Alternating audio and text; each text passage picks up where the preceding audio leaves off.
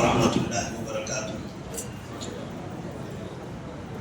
بسم اللہ الرحمن الرحیم، الحمد للہ رب العالمین، والصلاة والسلام علی رسولہ الامین وعلی آلہ وصحبہ اجمعین ومن تبعهم بإحسان إلى يوم الدين، اما بعد، فأعوذ باللہ من الشیطان الرجیم، بسم اللہ الرحمن الرحیم، الف لام را، تلك آیات الكتاب الحکیم، اکان للناس عجبا ان اوحینا الى رجل منهم ان انذر الناس وبشر الذین آمنوا ان لهم قدم صدق عند ربهم، قال الكافرون ان هذا لساحر مبین۔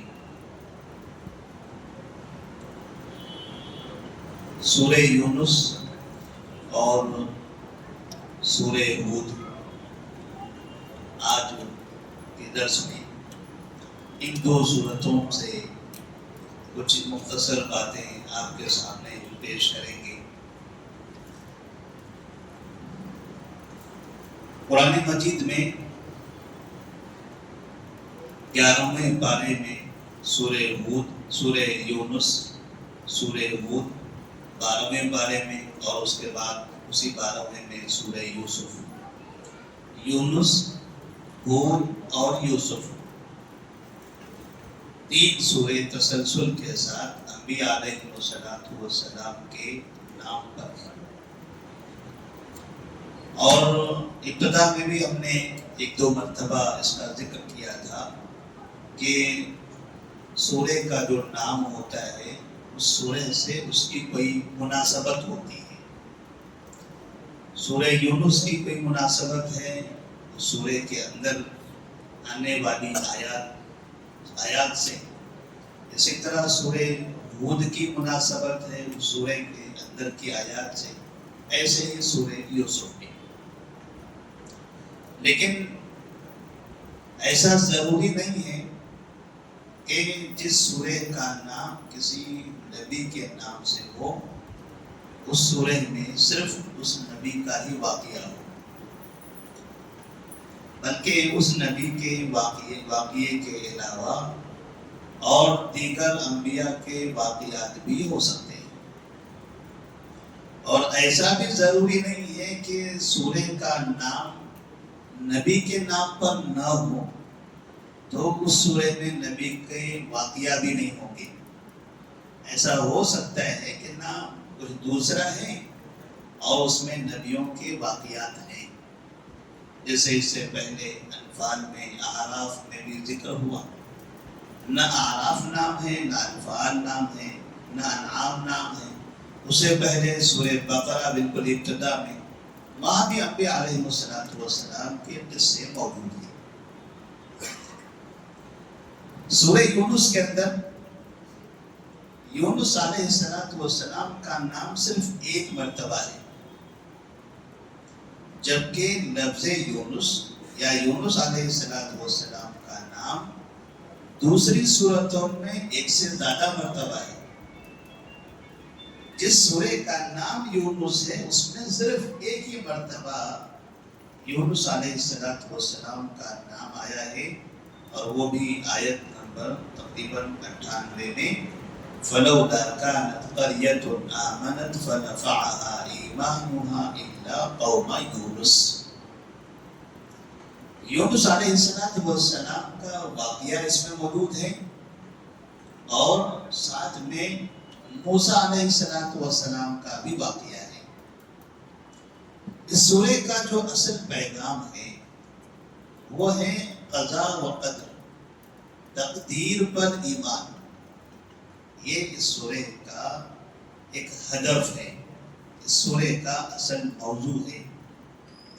اس سورے کے اندر جہاں مشرکین کا ذکر ہے، مشرکین کے اعتراضات کا ذکر ہے، ان کی نافرمانیوں کا ذکر ہے، وہیں پر اللہ تبارک و تعالیٰ نے اس سورے کے اندر کثرت سے یہ ثابت کیا ہے اس کائنات کا چلانے والا، اس کا مدبر، اس کو پیدا کرنے والا، آسمان سے بارش برسانے والا، روزی دینے والا، ہوائیں چلانے والا، یہ سب کا مالک اللہ ہی ہے۔ حتیٰ کہ جب کوئی انسان سمندر میں کشتی میں سوار ہوتا ہے تو اسے بھی اس بات کا احساس دلایا جا رہا ہے کہ یہ جو کشتی پانی پر چل رہی ہے، بتاؤ اسے چلانے والا کون ہے؟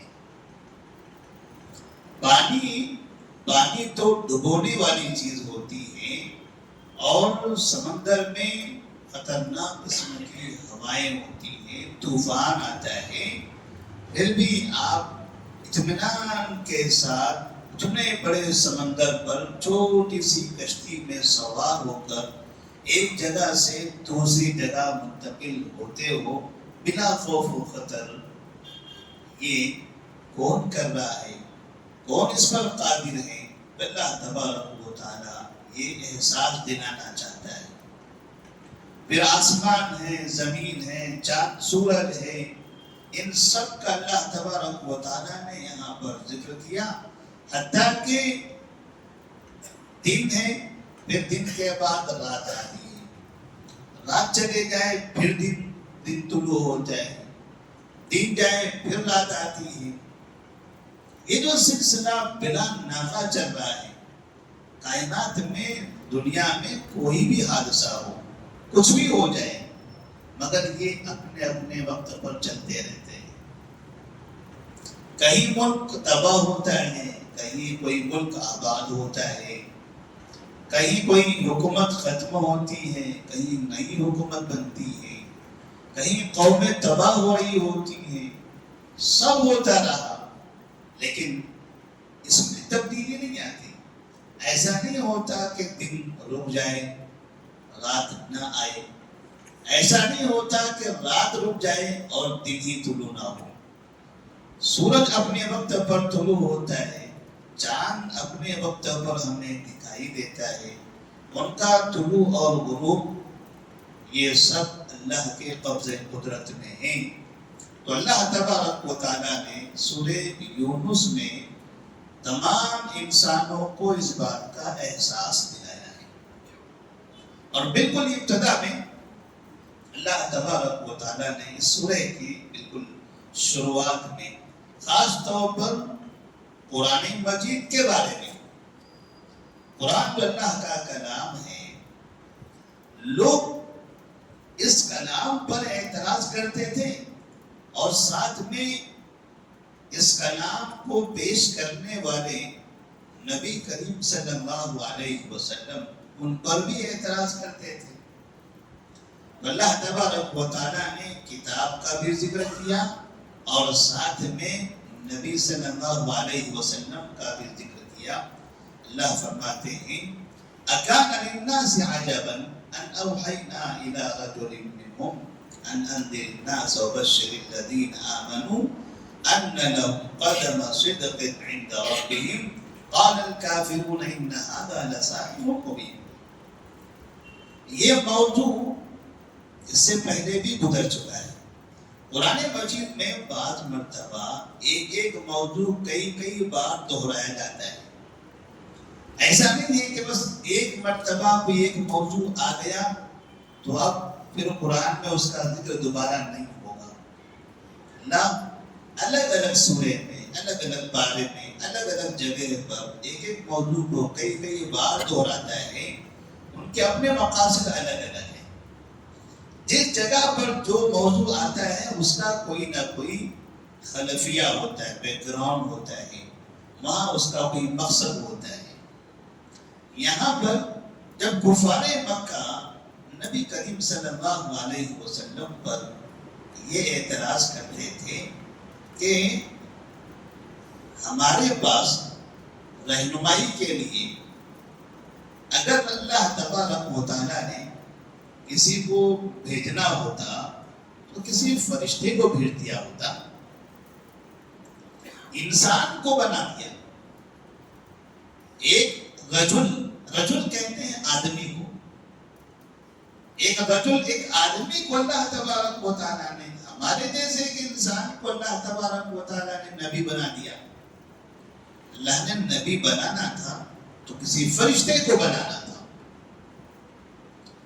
کفار مکہ کا ایک اعتراض یہ تھا، اور یہ اعتراض برائے اعتراض، اس کا کوئی مقصد نہیں، مطلب تھا انکار کرنا.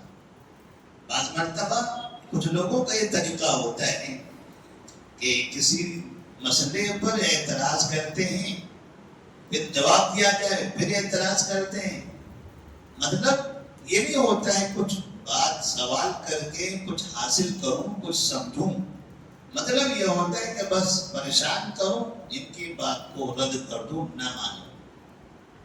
ایسے ہی نبی کریم صلی اللہ علیہ وسلم کے بارے میں کفار مکہ یہ اعتراض کرتے تھے کہ ان اوحینا الی رجل منہم، انہیں تعجب اس بات پر ہوتا ہے کہ ہم نے ان میں سے ایک آدمی کو نبی بنا دیا، ان پر ہم نے نبوت نازل کر دی.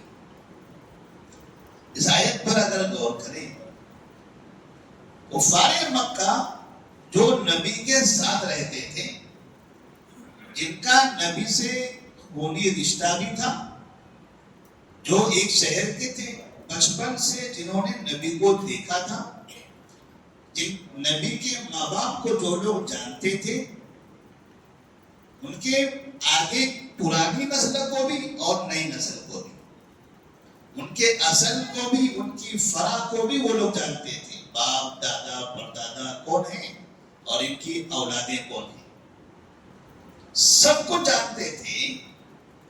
وہ لوگ یقین کے ساتھ یہ کہتے ہیں کہ نبی صلی اللہ علیہ وسلم انسان ہے.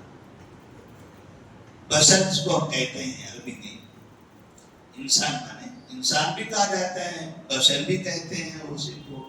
اور یہاں لفظ رجل کہا ہے، رجل کہتے ہیں آدمی کو. اور نبی نے کہا قل انما انا بشر مثلکم، آپ کہہ دیجیے کہ میں تمہارے جیسا ایک بشر ہوں. کفار مکہ یہ مان رہے تھے کہ آدمی ہے، انسان ہے، اس لیے وہ نبی نہیں ماننا چاہتے تھے. ان کا مطالبہ تھا کہ نبی کوئی فرشتہ ہو. اور آج بہت سے مسلمان ایسے ہیں جو نبی کو آدمی نہیں مانتے، جو نبی کو بشر نہیں مانتے، جو کہتے ہیں کہ نبی صلی اللہ علیہ وسلم بشر نہیں ہے بلکہ وہ نور ہے، نوری مخلوق ہے. اور نوری مخلوق بھی کیسے؟ جن کی پیدائش آسمان زمین ان سب کے پیدا ہونے سے پہلے ہوئی. یعنی نبی صلی اللہ علیہ وسلم کی پیدائش آسمان و زمین کی پیدائش سے پہلے ہوئی.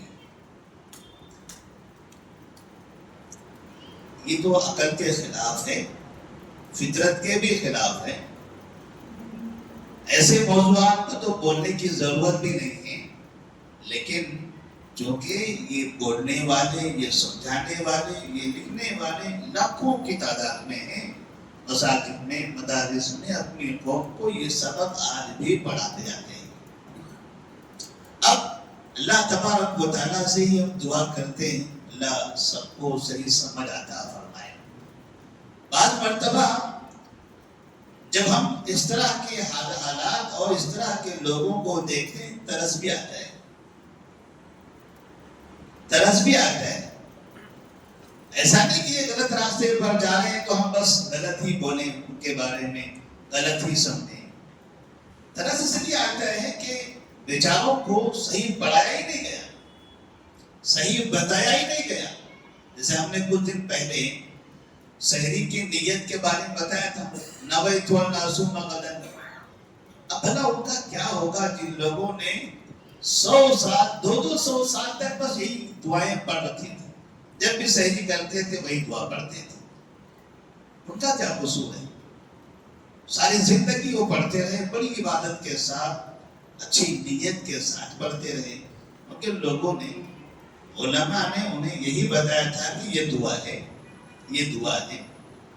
اب لوگوں کو سمجھ میں آ رہا ہے کہ نہیں، ہمارے لوگوں نے ہم کو دھوکہ دے دیا، یہ تو دعا تھی ہی نہیں، اب یہ لوگ پلٹ رہے کہ نہیں یہ دعا نہیں ہے، وہ غلط بولا تھا پہلے کے لوگوں نے۔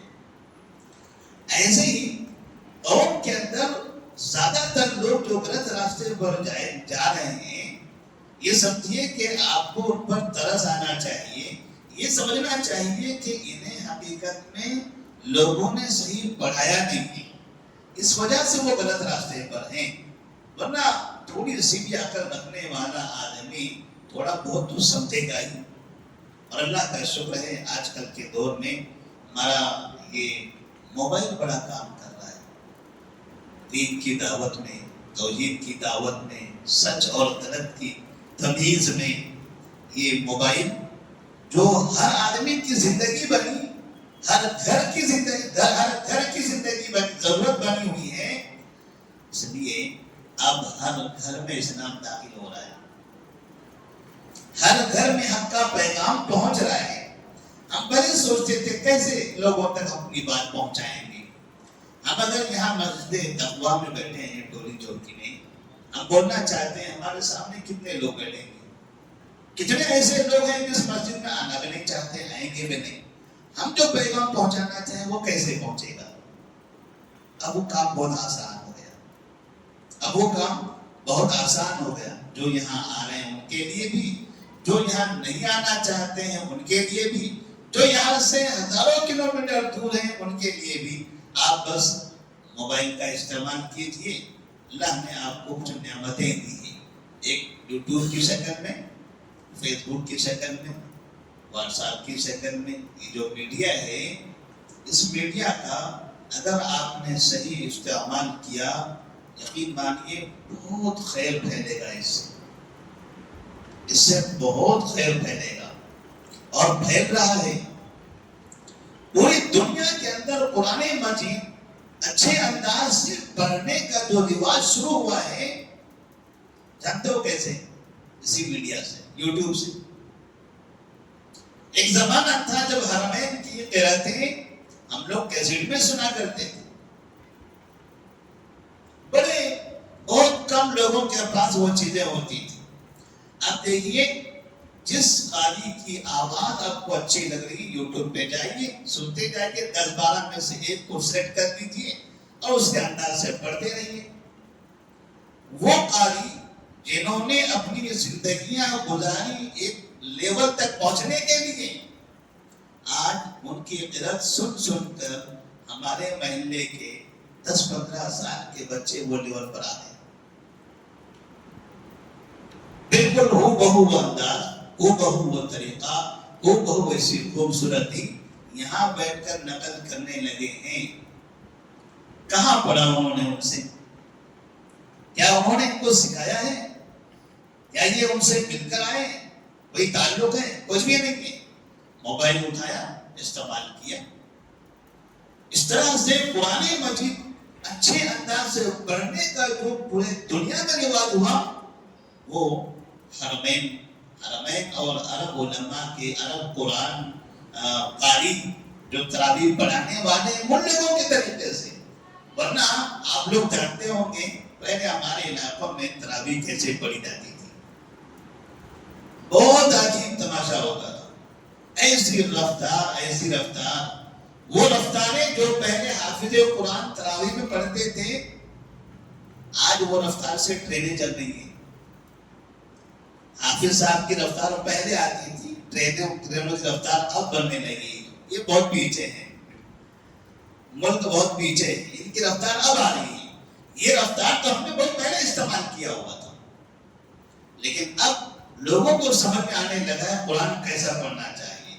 پیچھے کھڑے رہنے والا ایک عام آدمی بھی یوٹیوب سن کر حافظ صاحب سے کہتا ہے دیکھو قرآن ایسا پڑھیے نا، یہ کیا یادمون تعلق بگائے جا رہے ہو، قرآن اچھا پڑھیے، یہ کتنا اچھا لگتا ہے، آپ بھی ایسی پریکٹس کیجیے۔ اور اللہ کا اتنا بڑا احسان ہے، ساری دنیا میں، صرف ایک شہر میں نہیں، ساری دنیا کے اندر قرآن کو اچھے پڑھنے کا طریقہ یہ میڈیا کے ذریعے، عرب میڈیا کے ذریعے یا وہاں کی قرأتوں کے ذریعے یہ سلسلہ چل پڑا۔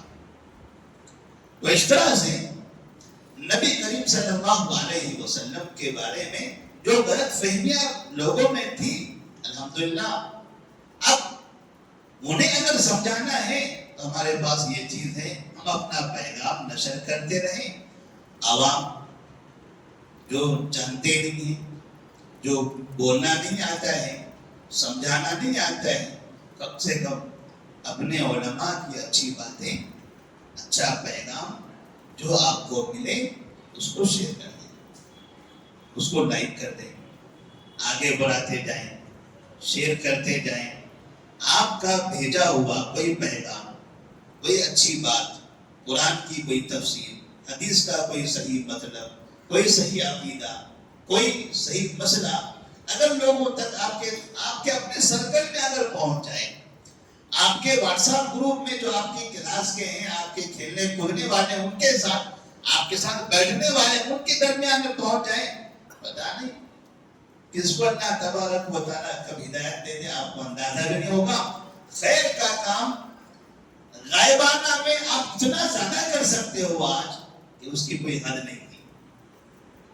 تو یہ بھی خیر کے کام کا ایک بہت بڑا طریقہ ہے آپ لوگوں کے پاس، آپ ضرور اس کا استعمال کریں.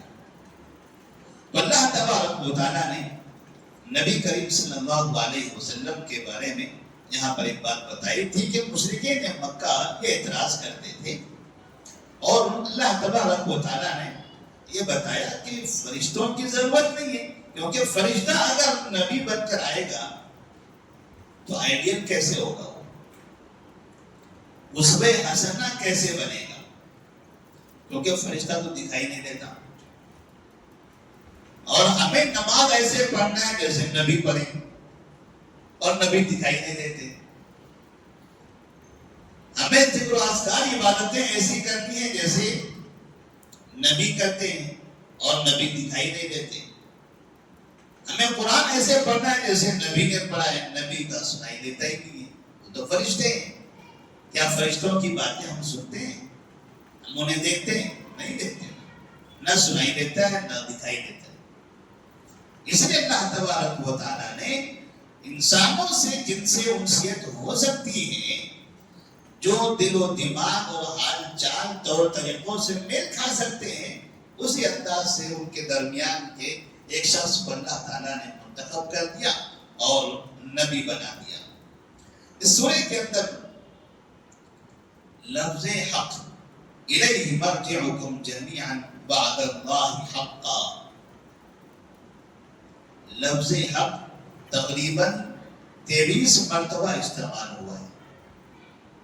کبھی اللہ تبارک و تعالیٰ کی حقانیت کے بارے میں، کبھی کتاب قرآن مجید کی حقانیت کے بارے میں، کبھی ثابت قدمی کے بارے میں، اس طرح سے، اور کبھی انسان کی اس دنیا کے اندر زندگی اور آخرت، قیامت، ان سب کی حقانیت کے بارے میں الگ الگ انداز سے اللہ تبارک و تعالیٰ نے یہاں پر لفظ حق استعمال کیا. جیسے کہ اللہ تبارک و تعالیٰ فرماتے ہیں فَذَلِكُمُ اللَّهُ رَبُّكُمُ الْحَقُّ فَمَاذَا بَعْدَ الْحَقِّ إِلَّا الضَّلَالُ فَأَنَّىٰ تُصْرَفُونَ كَذَلِكَ حَقَّتْ كَلِمَةُ رَبِّكَ عَلَى الَّذِينَ فَسَقُوا أَنَّهُمْ لَا يُؤْمِنُونَ قُلْ هَلْ مِنْ شُرَكَائِكُم مَّن يَهْدِي إِلَى الْحَقِّ قُلِ اللَّهُ يَهْدِي لِلْحَقِّ أَفَمَن يَهْدِي إِلَى الْحَقِّ أَحَقُّ أَن يُتَّبَعَ أَمَّن لَّا يَهِدِّي إِلَّا أَن يُهْدَىٰ فَمَا لَكُمْ كَيْفَ تَحْكُمُونَ. اور ایک آیت میں ہے وَيَسْتَنبِئُونَكَ أَحَقٌّ هُوَ قُلْ إِي وَرَبِّي إِنَّهُ لَحَقٌّ وَمَا أَنتُم بِمُعْجِزِينَ. ان لفظ حق تقریباً 23 مرتبہ الگ الگ آیتوں میں ہے. اللہ تبارک و تعالیٰ نے اپنی حقانیت، قرآن مجید کی حقانیت اور آخرت کی حقانیت، ان سب کا یہاں پر ذکر فرمایا ہے. اور پھر 2 قوموں کا ذکر کیا. ایک موسیٰ علیہ السلام کی قوم، موسیٰ علیہ السلام کے مقابلے میں جہاں فرعون اور اس کا لشکر تھا، ان کے حالات کا، اور دوسرے یونس علیہ السلام کے بارے میں اللہ تبارک و تعالیٰ نے دونوں کا تذکرہ جب کیا ہے. آپ دونوں نبیوں کو دیکھیں. موسیٰ علیہ السلام فرعون سے بچتے ہوئے سمندر کی طرف گئے. یونس علیہ السلام قوم سے نکل کر ان سے مایوس ہو کر سمندر کی طرف گئے. موسیٰ علیہ السلام کو اللہ نے راستہ بنا دیا, وہ باہر نکل گئے کیونکہ انہیں واپس نہیں آنا تھا, کیونکہ یہ قوم تو تباہ ہونے والی تھی. اور ان کے ساتھ وہ اکیلے نہیں تھے, ان کے ساتھ ان کی پوری قوم تھی. یونس علیہ السلام سمندر میں گئے اور اللہ نے انہیں آگے نہیں بھیجا, بیچ میں ہی روک لیا مچھلی کے پیٹ میں, اور گھما کر واپس وہیں لا کے چھوڑ دیا. جہاں سے گئے تھے واپس ادھر ہی گئے تھے, کشتی سے واپس آئے مچھلی کے پیٹ سے. اللہ تبارک و تعالیٰ نے اسی علاقے میں واپس بھیجا جس علاقے سے آپ باہر جانا چاہتے تھے. دونوں قوموں کا حال اس طرح سے اللہ تبارک و تعالیٰ نے بیان کیا ہے کہ جب فرعون اور اس کا لشکر سمندر میں ڈوبتے ہوئے اللہ تبارک و تعالیٰ کا اس کی الوہیت کا اعتراف کرنے لگا, تو اللہ تبارک و تعالیٰ نے اس کو پھر بھی ڈبو دیا. جیسے اللہ نے اس کا ذکر کیا ہے کہ وَجَاوَزْنَا بِبَنِي إِسْرَائِيلَ الْبَحْرَ فَأَتْبَعَهُمْ فِرْعَوْنُ وَجُنُودُهُ بَغْيًا وَعَدْوًا حَتَّى إِذَا أَدْرَكَهُ الْغَرَقُ قَالَ آمَنْتُ أَنَّهُ لَا إِلَهَ إِلَّا الَّذِي آمَنَتْ بِهِ بَنُو إِسْرَائِيلَ وَأَنَا مِنَ الْمُسْلِمِينَ. فرعون نے کہا تھا آمنتُ انہو لا الہ الا الذی آمنت به بنو اسرائیل, میں ایمان لاتا ہوں اور میں اعتراف کرتا ہوں کہ بنو اسرائیل نے جس کو معبود مانا ہے اس کے علاوہ کوئی معبود نہیں ہے, وہی معبود ہے. وَأَنَا مِنَ الْمُسْلِمِينَ, اور میں مسلمانوں میں سے ہوں. آنَ وَقَدْ عَصَيْتَ قَبْلُ وَكُنْتَ مِنَ الْمُفْسِدِينَ. اللہ تبارک و تعالیٰ نے اسے ڈبو دیا اور کہا اب تم اپنی زبان سے ایسا کہہ رہے ہو, وَقَدْ عَصَيْتَ قَبْلُ, اس سے پہلے تم نے تو بہت سرکشی کی, بہت فساد مچایا, بہت نافرمانی کی. اب جب اس فرعون نے آخر وقت میں اعتراف کر لیا تھا تو پھر اللہ تبارک و تعالیٰ نے اس کو ڈبو دیا. یہ جو سورہ یونس ہے یہ سورہ تقدیر سے متعلق ہے. اس میں تقدیر کا ایک بہت بڑا مسئلہ ہے. کیوں اللہ تبارک و تعالیٰ نے پھر ڈبویا؟ اس لیے کہ اللہ تبارک و تعالیٰ اس کے بارے میں جانتا تھا کہ وہ اگر اسے بچا لیا جائے تو یہ بعد میں پھر سرکشی کرے گا. وَلَوْ رُدُّوا لَعَادُوا لِمَا نُهُوا عَنْهُ وَإِنَّهُمْ لَكَاذِبُونَ. یعنی یہ ایسی قوم ہے, ایسے لوگ ہیں, مصیبت میں آئے تو گڑ گڑانے لگتے ہیں, اور جب باہر نکل جائیں مصیبت ختم ہو جائے تو پھر جیسے کہ ویسے رہتے ہیں. اللہ تبارک و تعالیٰ نے اسے ڈبو دیا. دوسرا جو واقعہ یونس علیہ السلام کا ہے, یونس علیہ السلام اپنی قوم کو نصیحت کرتے رہے. نصیحت کرتے کرتے آپ پریشان ہو گئے اور مانتی نہیں. آپ نے اللہ تبارک و تعالیٰ سے دعا کی کہ ان پر عذاب نہ کرنا, اور 3 دن کی مہلت دی گئی. 3 دن کی مہلت دی گئی کہ 3 دن کے بعد ان پر عذاب نازل ہوگا. تب بھی یہ عذاب کے ڈر سے ایمان نہیں لائے.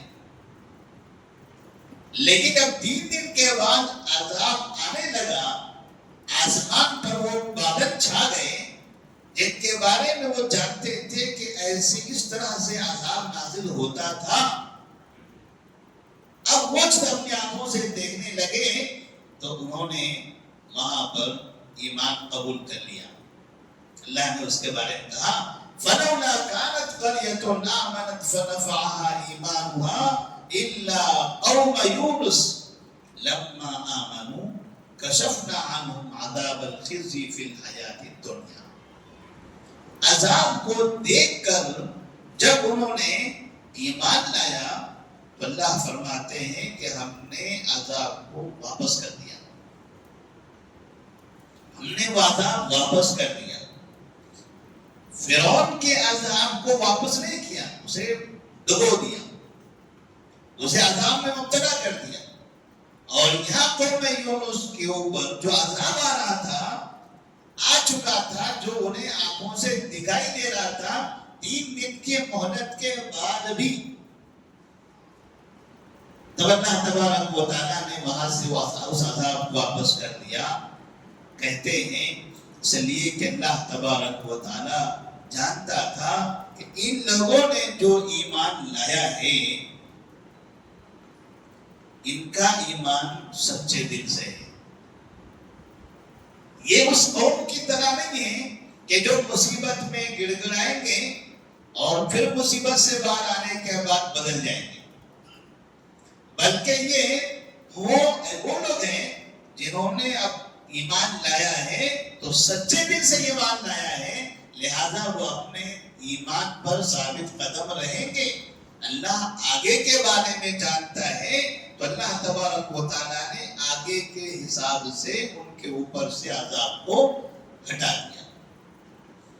اسی لیے جب ہم نبی کریم صلی اللہ علیہ وسلم سے ایک حدیث پڑھتے ہیں، آپ صلی اللہ علیہ وسلم نے فرمایا تھا ان اللہ یقبل توبۃ العبد ما لم یغرغر، اللہ تبارک و تعالیٰ بندے کے توبہ کو قبول کرتا ہے جب تک کہ وہ غرغرے میں نہ چلا جائے، جب اسے موت دکھائی دینے لگے، آخر وقت پہنچ جائے، اس سے پہلے تک توبہ قبول ہوتی ہے، اور آخری وقت جب آتا ہے توبہ قبول نہیں ہوتی۔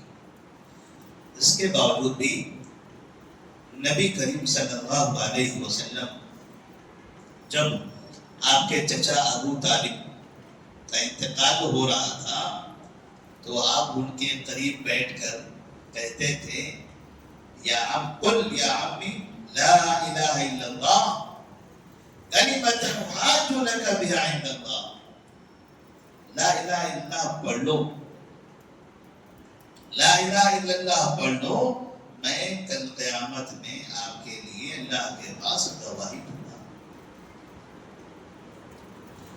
وہاں ابو جہل اور دیگر افراد موجود تھے، انہوں نے ابو طالب سے کہا جو ان کے ہم عمر تھے، ابو جہل، ابو طالب، ابو لہب، یہ سب ہم عمر ہیں، تو انہوں نے کہا جو چچیرے بھائی بھی ہوتے تھے، انہوں نے کہا اترغب عن ملت عبد المطلب، اے ابو طالب کیا مرنے سے پہلے تم عبد المطلب کے دین کو چھوڑ کر جاؤ گے؟ تو کیا کہیں گے؟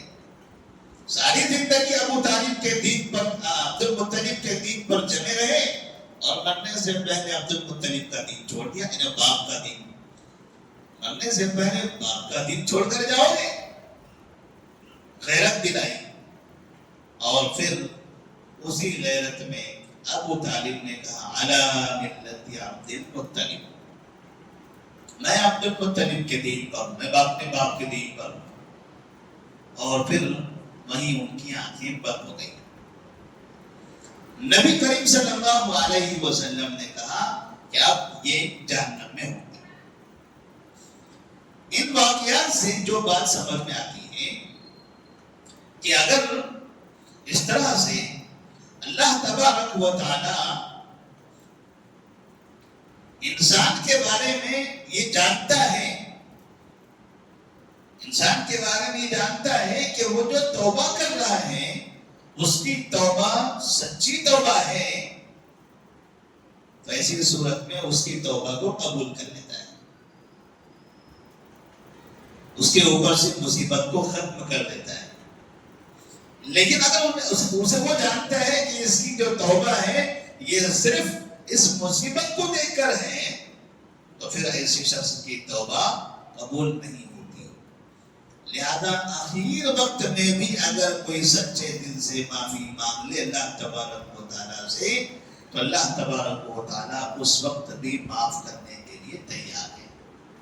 یعنی اللہ نے توبہ کا دروازہ اتنی آخر وقت تک کھلا رکھا ہوا ہے۔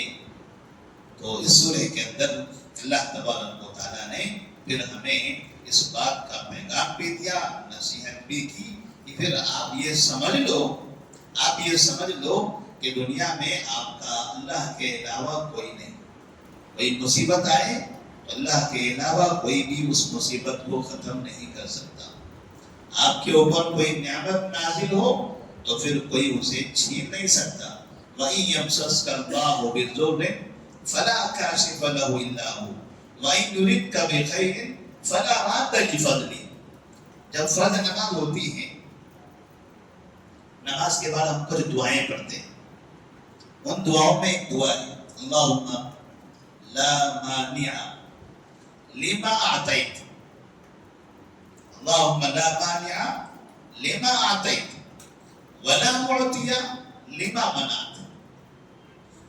لا مانع لما اعطیت، اے اللہ جو تو دینا چاہے اسے کوئی روک نہیں سکتا، ولا معطی لما منعت، اور جو تو روکنا چاہے وہ کوئی دے نہیں سکتا۔ اتنا انسان کو یقین ہونا چاہیے۔ اس کے بعد اللہ تبارک و تعالیٰ نے سورہ ہود کے اندر، سورہ ہود جیسے کہ ہم نے کہا سورہ یونس، سورہ ہود اور سورہ یوسف، یہ تین سورتیں ایک ساتھ ترتیب سے ہیں اور ان تینوں کے نزول کا زمانہ بھی ایک رہا ہے۔ اور وہ زمانہ کب کا ہے؟ جب نبی کریم صلی اللہ علیہ وسلم کی زندگی میں خاص دو مددگار، ابو طالب جو آپ کے چچا تھے وہ، اور آپ کی بیوی خدیجہ بنت خویلد رضی اللہ تعالیٰ عنہ، وہ دونوں انتقال کر گئے۔ اور یہ کب کی بات ہے؟ نبوت کے 10ویں سال، جب آپ نبی بنائے گئے اس وقت سے لے کر 10 سال تک یہ لوگ موجود تھے۔ 10ویں سال میں ان دونوں کا انتقال ہو گیا۔ ان دونوں کے انتقال کے بعد سے نبی صلی اللہ علیہ وسلم پر اہل مکہ کا ظلم بڑھ گیا، ان سے پہلے کے مقابلے میں۔ پہلے بھی تھا لیکن انتقال کے بعد اب زیادہ ہو گیا۔ اور اسی دوران میں ان دونوں کے انتقال کے بعد آپ طائف گئے تھے۔ طائف میں بھی آپ کے ساتھ بہت برا برتاؤ ہوا۔ یہ جو منظر تھا، یہ جو حالات تھے، اس وقت میں اللہ تبارک و تعالیٰ نے یہ صورت نازل فرمائی ہے۔ تو سورہ ہود میں جو بڑا پیغام دیا گیا ہے نبی کریم صلی اللہ علیہ وسلم کی اس زندگی سے تمام انسانوں کو، کہ کبھی بھی مصیبتوں میں مایوس نہیں ہونا چاہیے۔ کوئی مصیبت آئے آپ کے اوپر، آپ مسلمان ہیں، آپ دین کے دائی ہیں، آپ کو نا امید نہیں ہونا چاہیے، ہمت نہیں ہارنی چاہیے۔ اتنی مصیبتیں آنے کے بعد قرآن مجید نبی صلی اللہ علیہ وسلم کو ہمت دلاتا ہے، تسلی دلاتا ہے۔ تو ہمیں بھی یہاں تسلی دی گئی ہے کہ آپ کبھی بھی نا امید نہ ہو، مایوس نہ ہو اور ہمیشہ ثابت قدم رہو۔ زندگی میں بہت سے مسائل آ سکتے ہیں، بہت سے نشیب و فراغ ہو سکتے ہیں، اور آدمی مضبوط وہی ہے جو تمام حالات کا مقابلہ کرتے ہوئے آگے گزرے۔ آپ کو چلتے رہنا ہے۔ یہ دائیں بائیں جو حادثے ہوتے ہیں، ان حادثوں سے زیادہ پریشان نہیں ہونا ہے۔ اور پریشان ہو کے اپنے آپ کو مایوس کر کے برباد نہیں کرتے ہیں اپنی زندگی. کتنے لوگ مایوس ہو کر خودکشی کر لیتے ہیں, کتنے لوگ بیماری سے مایوس ہو جاتے ہیں, کتنے لوگ تجارت میں نقصان ہو گیا مایوس ہو جاتے ہیں. مایوسی کی وجہ سے ان کا جسم لاغر ہوتا ہے, ان کا دل و دماغ کمزور ہو جاتا ہے, ان کی عمر گھٹ جاتی ہے, اور پھر ہمیشہ پریشانی پریشانی. اور پھر ایسا انسان اللہ کی عبادت سے بھی دور ہوتا ہے. وہ سمجھتا ہے میں اب کیا کروں عبادت کر کے, میرا تو کچھ بھی اچھا نہیں ہو رہا ہے, کیا کروں میں نماز پڑھ کے, اتنی دعا کرتا ہوں کچھ تبدیلی آتی ہی نہیں ہے. چھوڑو نماز, چھوڑو یہ عبادتیں, چھوڑو یہ ذکر و اذکار. تو ایسا آدمی مایوس ہونے کے بعد اللہ کی عبادتوں سے بھی دور ہو جاتا ہے. اللہ تبارک و تعالیٰ فرماتے ہیں فاستقم کما امرت ومن تاب معك ولا تطغوا انه بما تعملون بصیر. اللہ تبارک و تعالیٰ نے استقامت اختیار کرنے کا حکم دیا, اور پھر اس سورے کے اندر استقامت کی مثال دی واقعے کی شکل میں. اب وہ مثال کیسے ہے؟ جیسے نوح علیہ السلام کا واقعہ ہے سورے کے اندر بڑی تفصیل کے ساتھ. نوح علیہ السلام کتنے سال تک دعوت دیتے رہے؟ 950 سال. کس کو کہتے ہیں 950 سال؟ ہم 40-50 سال میں ہی پریشان ہیں, تھوڑا سا حادثہ ہو گیا پریشان ہو جاتے ہیں. ابھی کل پرسوں میں جو حادثے ہو رہے ہیں دنیا کے اندر, ایک بات اس بارے میں بول دینا چاہتا ہوں میں. کل تک یعنی آج کی صبح نہ ہونے سے پہلے تک ہمارے اطراف میں بہت لوگ خوشیاں منا رہے تھے. کیوں خوشی منا رہے تھے؟ اس لیے خوشیاں منا رہے تھے کہ عرب ملکوں میں حملے ہو گئے. کویت پر حملہ ہوا, دبئی پر حملہ ہوا, اور بحرین پر حملہ ہو گیا, سعودی پر حملہ ہو گیا. خوش ہو رہے تھے یہ عرب ختم ہو, عربوں کو ختم کر دیا جائے گا, بہت ہو گیا ان کا, بہت آگے دولت ان لوگوں کے پاس, بہت عیش کر دیا انہوں نے, یہ تو ان کے گناہ میں, یہ تو ان کے گناہ پر. ان کو صبح جب ہوئی یہ ہنسنے والے چہروں کی آنکھوں سے پھر آنسوؤں کی بارش ہونے لگی. کیا ہو گیا ابھی؟ آپ تو کل اتنے ہنس رہے تھے, مزے لے رہے تھے, اللہ کی آنکھوں سے آنسو کیوں گرنے لگے؟ تو پتا چلا ان کے آقا مارے گئے. جن کو یہ اپنا بڑا سمجھتے تھے وہ مارے گئے, اس لیے رونے لگے. کون تھا وہ بڑا وہ شخص تھا جو ساری زندگی ابوبکر صدیق رضی اللہ تعالیٰ عنہ کو کافر کہتا تھا, جو عائشہ صدیقہ رضی اللہ تعالیٰ عنہ پر جھوٹے الزامات لگاتا تھا. وہ شخص, وہ پگڑی والا, داڑھی والا, جس کو آج میڈیا میں تقریباً لوگوں نے کہا کہ وہ شہید ہو گیا, وہ شہید ہو گیا, وہ صحابہ رضی اللہ تعالیٰ عنہ خلفائے راشدین کو کافر سمجھتا تھا.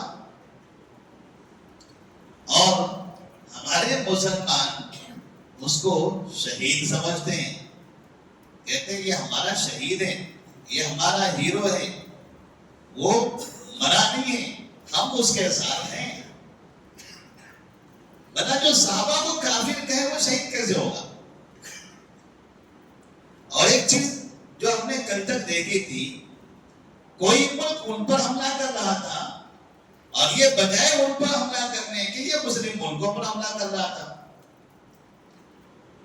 اور بہانہ یہ تھا کہ نہیں وہ ان کے اڈے یہاں پر ہیں, وہاں حملہ کر رہے ہیں. کسی کا بھی اڈا کہیں بھی ہو تم کو ان کے ملکوں میں حملہ کرنے کی کیا ضرورت ہے؟ آپ کے باہر, ملک سے باہر سمندر کے اندر ان کی بڑی سی کشتی موجود ہے جہاں ٹوٹلی وہی لوگ ہیں, وہاں کرو نا. نہیں, وہاں نہیں کرنا ہے, مسلمانوں پر کرنا ہے. مارے گئے تو مسلمان مارے جائیں گے، یہاں مارے گئے تو کافر مارے جائیں گے، اور ہمارا ٹارگیٹ کافر نہیں ہے، ہمارا ٹارگیٹ مسلمان ہے۔ اس لیے بحرین کے مسلمانوں پر حملہ کیا، کویت کے مسلمانوں پر حملہ کیا، دبئی کے مسلمانوں پر حملہ کیا، ان کا نقصان کیا، لیکن کافروں کا نقصان نہیں کیا۔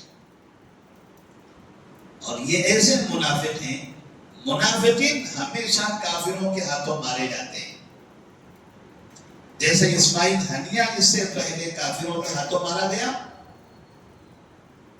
اسی طرح شیخ یاسین تھا بہت پہلے، وہ بھی کافروں کے ہاتھوں مارا گیا۔ پھر یہ جو آج کی بات ہے، یہ بھی کافروں کے ہاتھوں مارا گیا۔ کافر ان کو استعمال کرتے رہے، عراق میں مسلمانوں کا قتل مچایا ان کی مدد سے، سیریا میں کئی لاکھ مسلمانوں کا قتل کیا ان پگڑی والوں کی مدد سے، یمن میں مسلمانوں کو برباد کر دیا، پورے ملک کو کھنڈر بنا کر چھوڑ دیا ان کالی اور سفید پگڑی والوں کی مدد سے۔ پھر اس طرح سے اور اطراف میں جہاں جہاں ان کو موقع ملا وہاں دہشت گردوں کو بھیج کر یہ وہاں کے ملکوں کا امن برباد کرتے رہے انہی پگڑی والوں کی مدد سے۔ جب ان پگڑی والوں کا کام ہو گیا تو ایک ایک کر کے ان سب کو راستوں سے ہٹاتے چلے گئے۔ تو یہ اسماعیل ہنیہ کا جو حشر ہوا، ویسے یہ خامنائی کا حشر ہوا، ایسے ہی اس سے پہلے اور بھی لوگوں کا حشر ہوا جن کو غزہ کی تباہی تک استعمال کرنا تھا، ان کو استعمال کر لیا، غزہ ختم ہو گیا، اسماعیل ہنیہ کو قتل کر دیا، کیونکہ اسماعیل ہنیہ کو استعمال کیا غزہ کے لیے، سیریا کا استعمال کرنا تھا، جن کو استعمال کرنا تھا ان کو استعمال کر لیا، سیریا تباہ کر دیا، ان کو قتل کر دیا۔ کبھی بھی کافروں کا اعلی کار نہیں بننا ہے مسلمانوں کو، اور جو مسلمان ہوتا ہے وہ بنتا نہیں، جو منافق ہوتا ہے وہی کافروں کا اعلی کار بنتا ہے۔ ایران سے سب سے زیادہ آج تک کی تاریخ میں آپ دیکھ لیجیے، پوری زندگی میں جتنا اس نے قتل کیا ہے 1% بھی کافروں کا قتل نہیں کیا، 99% صرف مسلمانوں کا قتل کیا ہے، 99% صرف مسلمانوں کا قتل کیا ہے، اور خاص طور پر سارے عرب ملکوں میں۔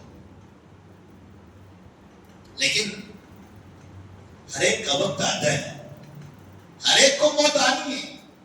جیسے نبی کی زندگی میں مدینہ کے منافقین 10 سال تک نبی کو نقصان پہنچاتے رہے، صحابہ کو نقصان پہنچاتے رہے، اور بعد میں آہستہ آہستہ پھر یہ منافقوں کی جڑیں کٹ گئی۔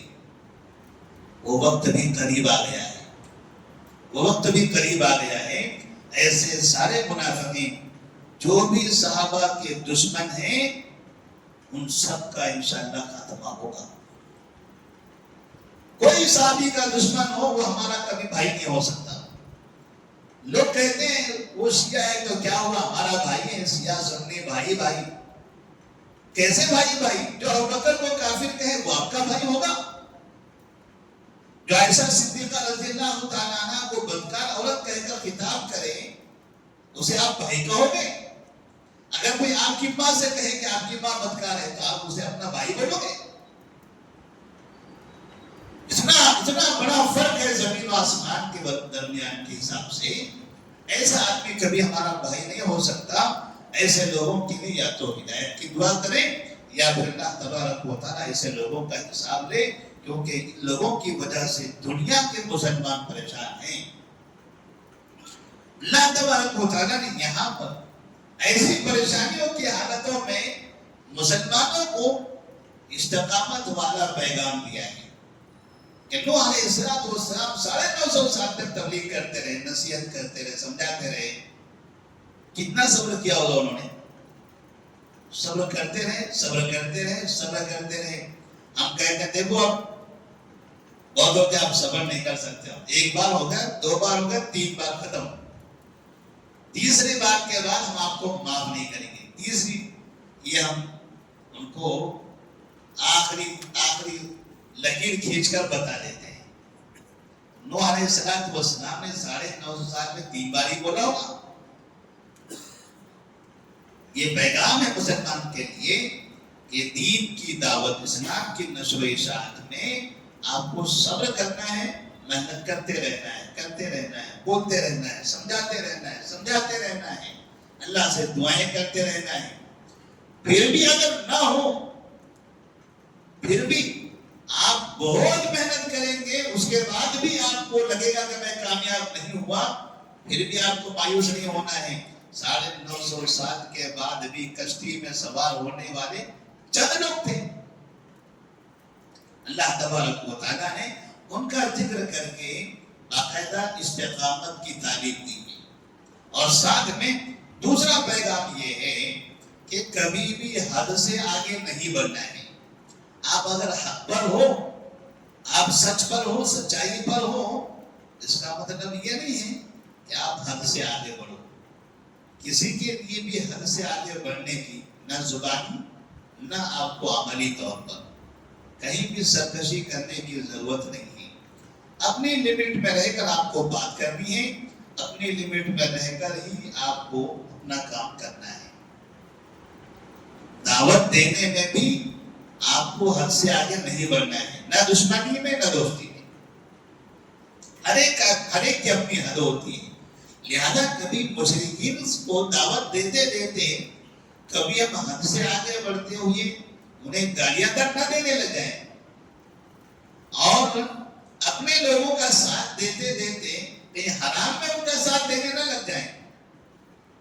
ہر جگہ آپ کو ایک حد میں رہنا ہے، صحیح راستے پر رہنا ہے۔